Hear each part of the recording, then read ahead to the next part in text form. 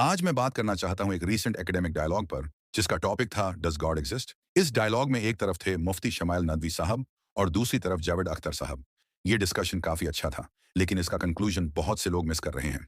Debate का frame समझिए। इस डायलॉग को समझने के लिए पहले यह समझना जरूरी है। अगर आप बोलते हो गॉड डज नॉट एग्जिस्ट, तो ये एक क्लेम है। इसमें आपको आर्ग्यूमेंट्स देने होते हैं। यहाँ एक बहुत इंटरेस्टिंग चीज हुई। मुफ्ती साहब ने एग्जिस्टेंस के लिए बहुत से सही और स्ट्रॉन्ग आर्ग्यूमेंट्स दिए, लेकिन जावेद अख्तर साहब ने एग्जिस्टेंस पर ऑब्जेक्शंस रेज किए। और इन दोनों चीजों में जमीन आसमान का फर्क होता है। मुफ्ती साहब के strong arguments, cause and effect argument.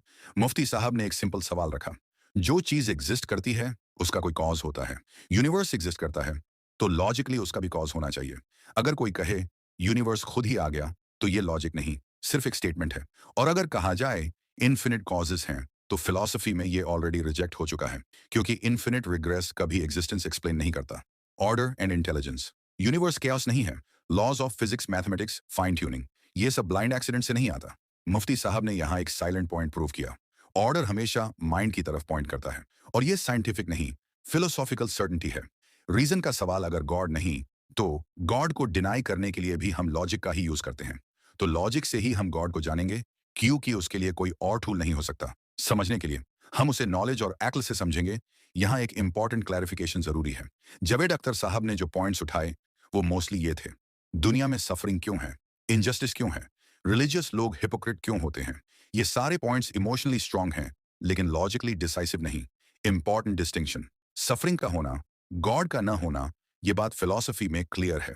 अगर कोई बोले अगर गॉड होता तो दुख नहीं होता, तो ये एक असम्पशन है, प्रूफ नहीं।